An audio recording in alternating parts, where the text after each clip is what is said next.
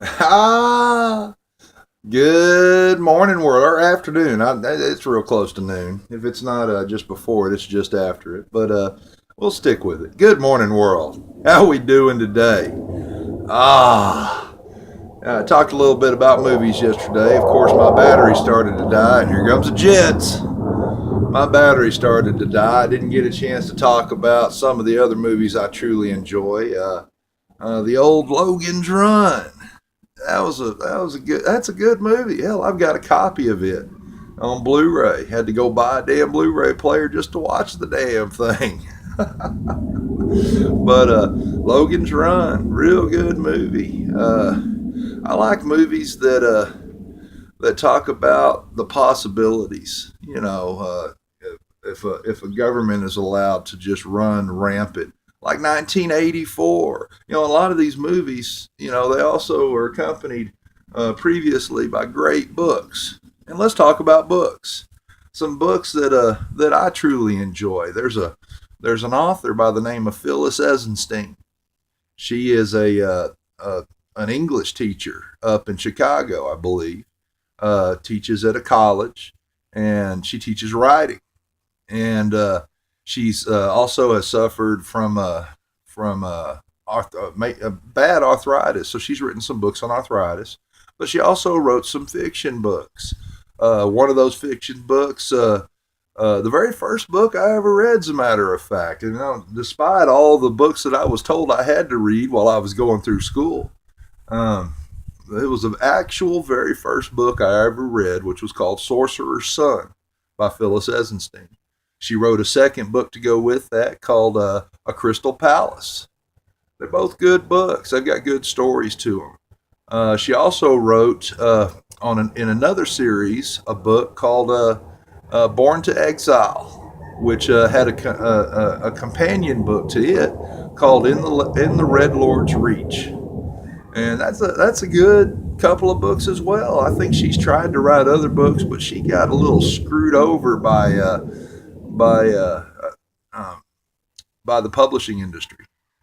She put a lot of faith in certain publishers that kind of fucked her over a little bit, and she wasn't able to continue on with those series like she wanted to. But and I hate that because they were some good series, some good books. If you get a chance, check them out. Really do like pretty much anything that Stephen King writes. Stephen King writes some great books.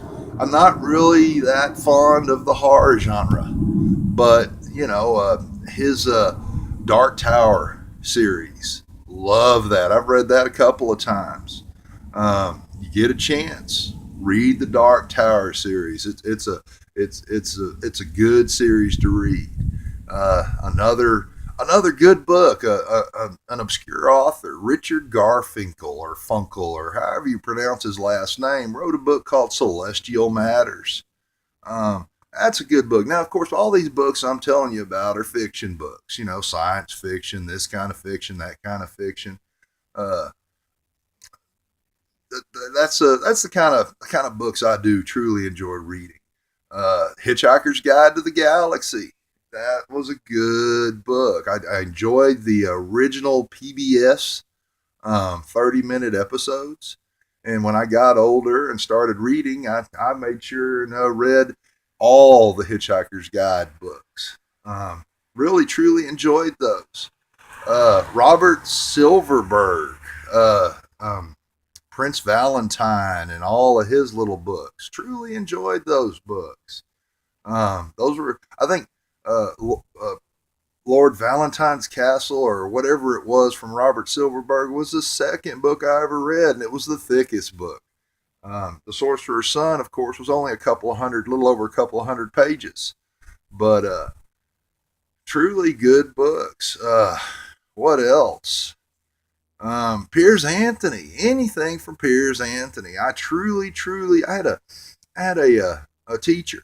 I don't know if I talked to y'all about this. It was my uh, second year I was in high school. She was an English teacher, and she turned me on to Piers Anthony. The Apprentice Adept series, Split Infinity, The Red Adept, Juxtaposition. Those, I think, were the first three books in the, or was the Blue Adept? I'm not exactly sure, but those were the first three books in that particular series. And he's gone on to write, I think, at least 8 books in that particular series. Good series, good author, good books. Another series that he wrote was, of course, the Xanth series. They get kind of a little tedious after a while. He's written so damn many of them, but I did, I think, read the first, I don't know, 10 books in that series until I got, until it felt like I was reading the same story over and over again. Of course, that's not the case. That's the way I felt. Another great series from him is The Incarnations of Immortality, where he talks uh, about the personification of certain aspects such as death and the fates and time and good and evil and nature and et cetera, et cetera. Those are some damn good books. Those are books I've read more than once. If I've read the book more than once, I truly like the book. And pretty much every book that I've described is a book that I've read more than once. It's kind of like watching a movie. There's some movies you see it once, you're done. It doesn't matter if it's a good movie or a bad movie. Even if it is a good movie, you've seen it once, you've seen it enough. There's not going to be anything that's gonna just inspire you or is gonna shake you up or whatever it is that it does to you the second time you watch it. But some of these books, it's like I'm reading them again. Each time I read them, I enjoy them so much. And there's certain movies like that as well. But that's just a little handful of some of the books I've read. Larry Niven. I don't even know if I'm pronouncing these people's names right, but his Smoke Ring series or whatever it was called. Those were good books. God, there's so many different fiction books that are good books, and there's a lot of good nonfiction books that are good books too, or metaphysical books. Eric von Daniken's Chariots of the Gods. You get a chance, pick that up and read it. It's a small read, but it's a good book to read. God, there's just so many. I could spend hours and hours and hours sitting there telling you all the different books that I've read, and I've read a lot. A lot of them were fiction books, science fiction, fantasy, that genre. That's the type of books that I truly do enjoy. I guess that's it. I talked a little bit about books. I hope y'all are well read. I hope you read, because if you read, it increases your IQ. Being watching TV just dumbs you down. It truly does. It's everything, the sound, the visual, it all is all just provided for you. But when you read, and you have to understand the words you used while you read, and you have to use your imagination, to create the world that the author has described for you. That truly does raise your IQ. So I encourage each and every one of you to try to read some books.